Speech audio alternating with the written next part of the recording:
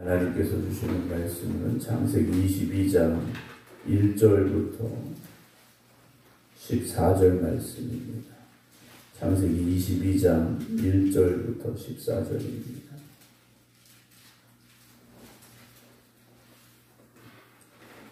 그 일 후에 하나님이 아브라함을 시험하시려고 그를 부르시되 아브라함아 하시니 그가 이르되 내가 여기 있나이다. 여호와께서 이르시되 네 아들 네 사랑하는 독자 이삭을 데리고 모리아 땅으로 가서 내가 내게 일러준 한 산 거기서 그를 번제로 드리라.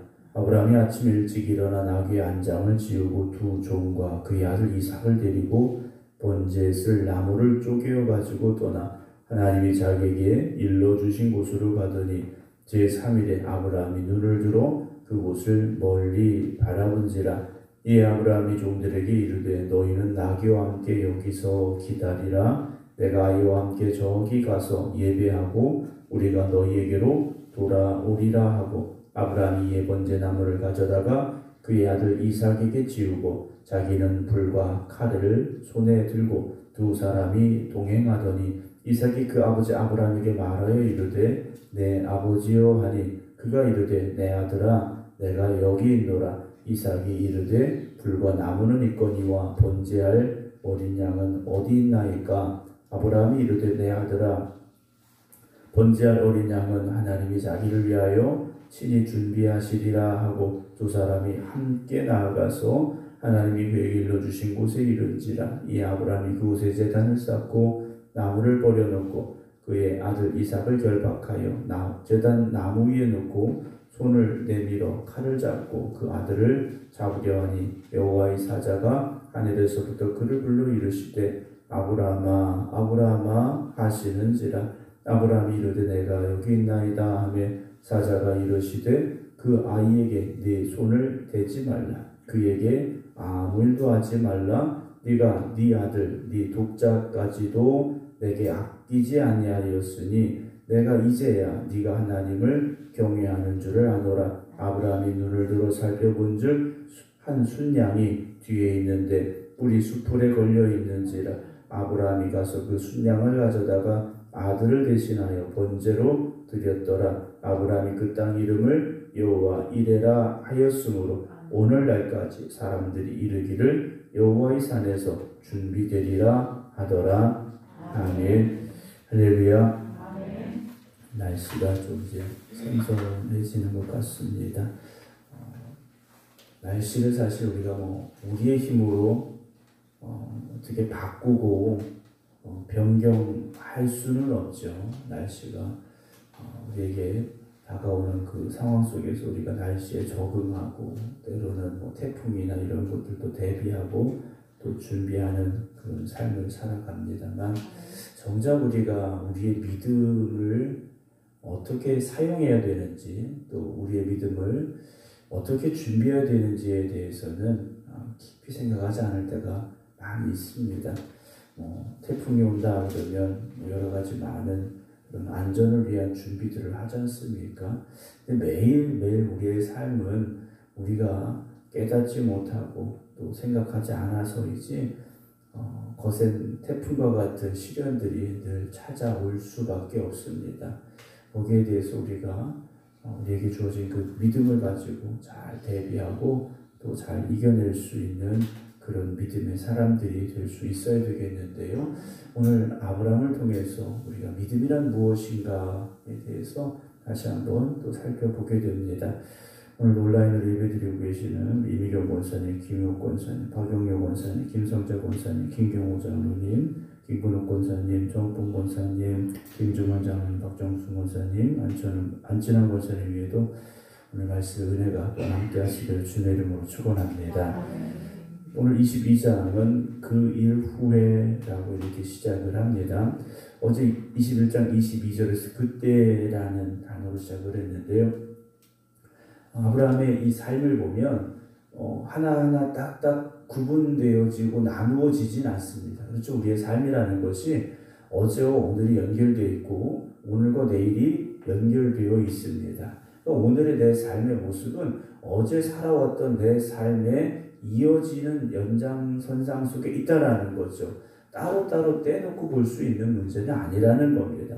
오늘 22장 그 일 후에라고 되어 있는데 그 일은 21장에 되어진 모든 일들이죠. 21장에서 우선은 이제 사라와 하갈의 그 갈등이 있었지 않습니까? 그래서 몸종 하갈의 아들인 이스마엘을 집에서 내보내게 되는 그런 일이 있었습니다. 아브라함의 입장에서는 참 어려운 일이었죠. 왜냐하면 이스마엘도 아브라함의 아들인 겁니다. 이삭이 없다면 자기 뒤를 이어서 집안을 이끌어갈 아들이었다라는 거죠. 그런데 그 아들을 내보내야 되는 일이었다라는 거죠. 왜 그랬습니까? 물론 겉으로 보여지는 건 사라와 하갈의 갈등이었지만 더 중요한 건 하나님께서 그 집안을 이끌어가게 하실 씨로 주신, 즉 아브라함의 진짜 아들로 주신 이삭을 세워주시기 위한 하나님의 결정이었고 아브라함은 그 결정에 순종했더라는 우리가 그 모습으로 볼 수 있어야 됩니다. 그리고 나서 그런 일들 이후에 이제 하나님께서 아브라함을 부르시는데 전에도 말씀드렸지만 왜 부르셨습니까? 시험하시려고 부르셨다 그랬습니다. 이 시험은 유혹이 아니라 테스트입니다. 아브라함의 이 믿음이 하나님께서 보시기에 이제 완전해지고 성숙한 믿음인가를 하나님께서 알고 싶으셨다라는 거죠. 그러면 좀 적당한 시험을 주셨으면 좋을 텐데 아브라함에게 주신 하나님 주신 그 시험은 감당하기 어려운 시험입니다. 2절 보면 여호와께서 이르시되 네 아들 네 사랑하는 독자 이삭이라고 하나님께서 말씀하십니다. 누구 아들입니까? 아브라함의 아들이에요. 100살에 얻은 아브라함의 아들입니다. 그리고 너무 사랑하는 거예요. 미워하는 아들이 아니라 너무 사랑하는 아들인데 그 아들이 몇 명 있습니까? 한 명이라는 거죠. 아들이 10명, 12명 중에 하나를 드려라 이것이 아니고 딱 하나 있는데 너무나도 사랑하는 아들이에요. 그런데 하나님은요 그 이삭을 번제로 드려라 라고 아브라함에게 명령을 하십니다. 보통의 상황이라면 누가 이런 명령에 순종할 수 있겠습니까? 근데 아브라함은요 더 할 수 없는, 더 순종할 수 없는 상황임에 분명합니다. 앞으로 자기가 아들을 더 낳을 수 있느냐?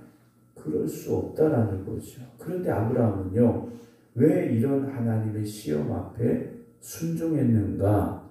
왜 순종했는가? 우리가 한번 이 말씀을 통해서 생각해 볼 수 있어야 되죠. 물론 성경은 이미 우리에게 그 정답을 알려주고 있습니다. 12절 먼저 보면 하나님의 말씀이 나오죠. 네가 네 아들 네 독자까지도 내게 아끼지 아니하였으니 내가 이제야 네가 하나님을 경외하는 줄 아노라. 라는 하나님의 평가가 나오세요. 아브라함이 하나님의 시험 앞에서 시험을 잘 치렀고 하나님이 거기다 답을 이제 평가를 달아주신 거예요. 네가 나를 경외하는구나 라고 하나님께서 평가를 내리신 거예요. 점수를 주신 거죠. 오늘도 우리가 살아가는 삶 속에서 때로는 우리의 믿음에 대한 도전을 만나게 됩니다. 이런 시험들을 만날 때가 있어요. 그럼 우리는 그 시험을 어떻게 치러야 됩니까? 그 시험 앞에서 우리가 어떻게 해야 됩니까? 아브라함의 모습을 봅니다. 시험 문제를 받아든 거죠. 3절 아브라함이 아침에 일찍이 일어나 나귀의 안장을 지우고 두 종과 그 아들 이삭을 데리고 번제에 쓸 나무를 쪼개가지고 길을 떠납니다. 어디로 갑니까? 하나님이 자기에게 일러주신 곳으로 갔다 그랬어요. 아브라함은 시험에 임하는 자세를 이렇게 보여줍니다. 머뭇거리지 않습니다. 불평하지 않습니다. 뒤돌아서지 않았습니다. 아브라함은 이렇게 믿음의 시험장을 향해 지금 가고 있다라는 거죠. 모리아산에 올라서만이 아니라 그 모든 과정이 하나님이 지금 보고 계시는 시험의 과정이었다라는 거죠. 우리는 물론 결과를 중요하게 생각합니다. 그러나 결과도 중요하지만 우리의 마음가짐도 그리고 그 과정도 다 중요하다라는 거죠. 그래서 우리의 생각까지도 감찰하시는 하나님 앞에 우리가 지금 가지고 있는 이 생각, 우리의 말, 우리의 행동, 우리의 모든 순간순간들이 믿음의 시련의 과정, 시험의 과정이라 생각하시고 우리가 살아갈 수 있어야 됩니다. 그러면 목표는 딱 하나입니다. 이 시험을 주신 하나님 모시기 어떨까? 우리가 그 생각만 하면 된다라는 거죠. 내가 보기에 아니고요. 내 생각에는 이것도 아니고요. 하나님 보시기에는 어떨까? 우리가 그것만 생각하면 되죠. 아브라함이 그렇게 가게 됩니다. 며칠을 갑니까? 4절 제3일에 그랬어요. 하나님도 아브라함에게 좀 가까운데 거기서 하라고 하셨으면 얼마나 좋았겠습니까만 3일 길을 갑니다. 사람이요 하루 이틀 3일 지나다 보면 생각이 바뀝니다. 왜냐하면 생각이 많아지거든요. 다른 생각이 나거든요. 근데 아브라함은요 제3일에 거기 갔는데 눈을 들어 그곳을 멀리 바라본지라 그랬어요. 도착한 건 아닙니다. 저 멀리 그 산이 보이는 거예요. 그럼 또 흔들릴 수 있지 않습니까? 저기까지 가야 될까? 여기까지 온 것만도 대단한데 그냥 돌아갈까? 생각했겠죠. 그리고 그 3일 동안 누구와 함께 갔습니까? 이삭과 함께 가는 거예요. 많은 사람들이 같이 간 게 아니지 않습니까? 종 2명과 이삭 딱 4명이 가는 거예요. 가는 동안 이삭과 같이 이야기하고 같이 먹고 같이 자고 그 하루하루 한순간 한순간이 얼마나 아브라함에게요 가슴 떨리는 그런 시간이었겠고 얼마나 슬픈 시간이었겠고 우리가 그 마음을 헤아릴 수 있지 않습니까? 우리가 시한부 판정을 받으신 분들을 볼 때가 있어요. 의사가 이제 6개월, 한 달 이렇게 이야기할 때가 있어요. 그러면 그 시간이 얼마나 소중합니까? 하루하루 줄어드는 날짜를 보면서요. 그 가족과 함께할 시간이 이제 얼마 남지 않았구나 라는 것을요 생각하면 눈물이 앞을 가릴 수밖에 없어요. 근데 아브라함은요 딱 3일밖에 주어지지 않았습니다. 100살에 얻은 그 사랑하는 아들 이삭과 헤어질 시간, 그것도 자기 손으로 그 아들을 죽여야 되는 그런 상황이라는 거죠. 5절 이 아브라함이 종들에게 이르되 너희는 나귀와 함께 여기서 기다려라. 내가 아이와 함께 저기 가서 예배하고 그 다음에 중요한 말씀이다. 우리가 너희에게로 돌아오리라 그래요. 이삭은 죽여야 되는데 번제로 태워서 하나님 앞에 드려야 되는데 아브라함은요 나와 아이가 함께 저기 가서 예배하고 그리고 우리가 너희에게 돌아오리라 라고 말합니다. 히브리서 11장에 아브라함의 믿음의 고백을 히브리서 기자는 그렇게 설명해 주죠. 그가 하나님이 능히 이삭을 죽은 자 가운데서 다시 살리실 줄로 생각했다. 즉 믿었다라고 고백합니다. 하나님은 내가 이 아들을 죽여서 각을 뜨고 태워서 하나님 앞에 번제로 드려 제가 될지라도 하나님은 그 아들을 다시 살려서 나에게 주실 거야. 그 믿음이 아브라함에게 있었다. 그래서 아브라함은요 내가 아이와 함께 저기 가서 예배하고 돌아올게 이것이 아니라 우리가 너희에게로 돌아오리라 고백하며 그 길을 갔다라는 거죠. 물론 그 믿음이 있다고 해서 아들을 죽인다? 여러분 그건 쉬운 문제가 아닙니다. 그런데 왜 죽여야 됩니까? 예배 드리기 위해서라는 거죠. 하나님 앞에 예배 드리기 위해서 나는 내 아들을 번제로 드려야 돼 라는 고백이라는 것이죠. 우리는 어떤 사람이 되어야 됩니까? 하나님께 예배 드리는 사람이 되어져야 됩니다. 그 예배는 하나님이 기뻐 받으시는 예배가 되어져야 됩니다. 내가 만족하는 예배, 내가 기뻐하는 예배가 아니라 하나님이 원하시고 하나님이 기대하시고 하나님이 바라시는 그래서 하나님이 기뻐하시는 예배를 우리가 드릴 수 있어야 되죠. 그게 예배입니다. 가인도 예배를 드리고 아벨도 예배를 드렸어요. 근데 하나님은요 받으시는 예배가 있고 받지 않으셨던 예배가 있었지 않습니까? 오늘도 저와 여러분들이 드리는 이 예배가 하나님이 기뻐 받으시는 예배 되기를 주님의 이름으로 축원합니다.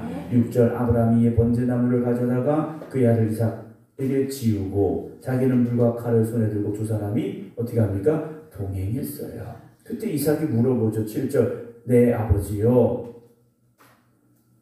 아버지 불렀습니다. 그랬더니 아브라함이 내 아들아 그래요. 내가 여기 있노라. 이삭이 묻습니다. 불과 나무는 있거니와 번제할 어린 양은 어디 있습니까? 그래. 아버지 번제를 드리려면 양이 있어야 되는데 양이 없어요. 어떻게 예배 드리시려고 합니까? 물은 거예요. 그랬더니 아브라함이 잘 아시는 대로 8절 내 아들아 번제할 어린 양은 하나님이 자기를 위하여 친히 준비하시리라. 그래요. 하나님이 준비하시리라. 누굽니까? 이삭이었죠. 그런데 그 이삭을 주시고 몇 년 동안 준비하게 하신 겁니까? 정확한 나이는 알 수 없어요. 그러나 15세 그 정도 되지 않았을까? 그냥 나무짐을 지고 올라갈 때가 되었으니까 한 10몇 년 정도 됐을 거라는 거죠. 그 10몇 년이라는 시간을요, 하나님은 이 시간을 위하여서 이삭을 준비시킨 것이다. 어찌 보면 아브라함은요, 그런 고백인 것 같습니다. 그러면서 두 사람이 함께 나아가서 그래요. 9절 하나님이 그에게 일러주신 곳에 이른지라 이 아브라함이 그곳에 제단을 쌓고 나무를 버려놓고 여기까지는 별 문제 없습니다. 이삭과 함께 나무를 잘 쌓았죠.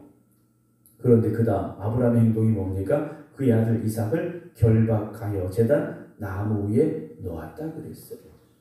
오늘 22장은 아브라함의 믿음만 있는 것이 아니라 이삭의 순종도 있다라는 거죠.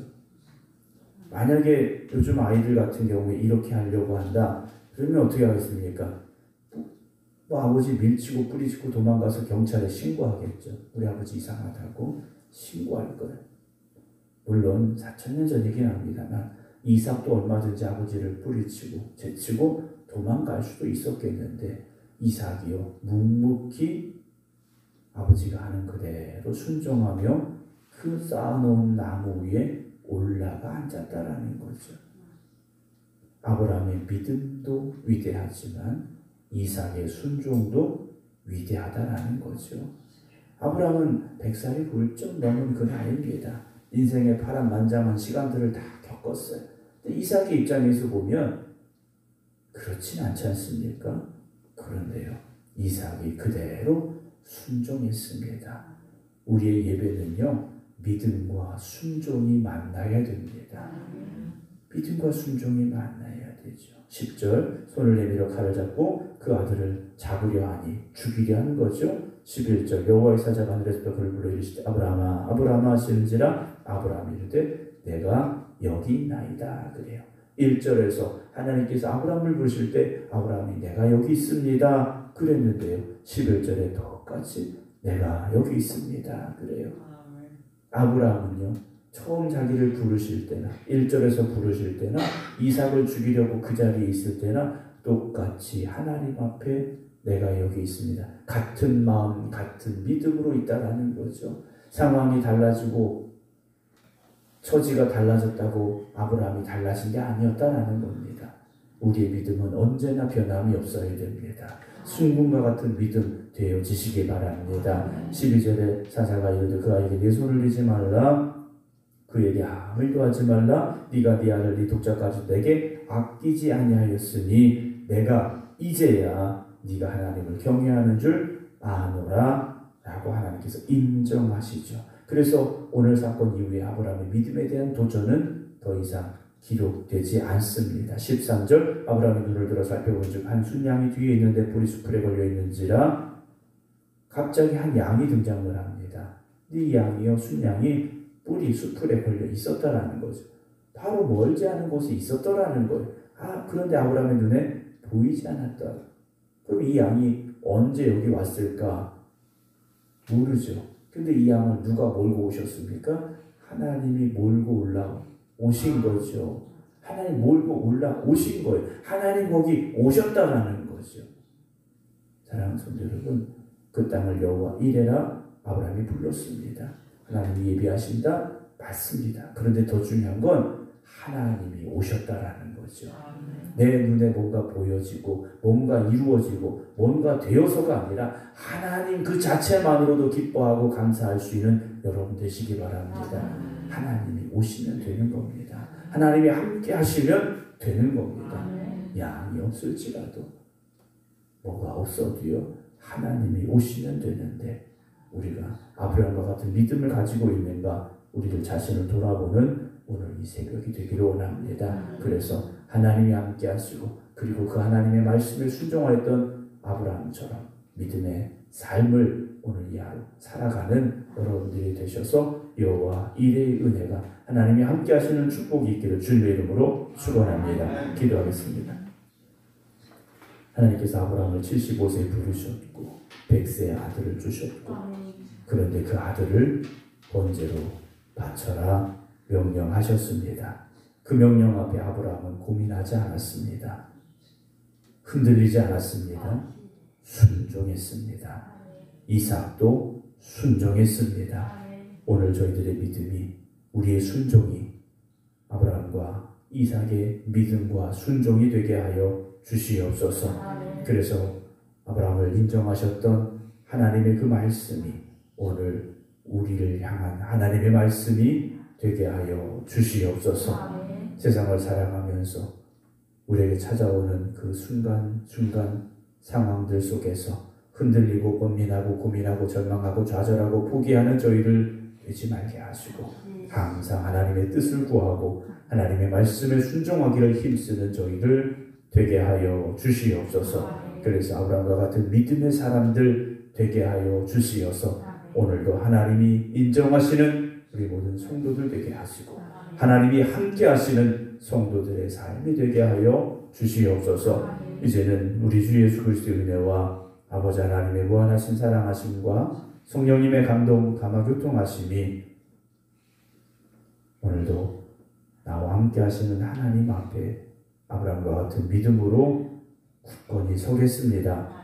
결단하며 기도드리는 모든 성도들 위해 이제부터 영원토록 함께 하시기를 간절히 축원하옵나이다. 아멘.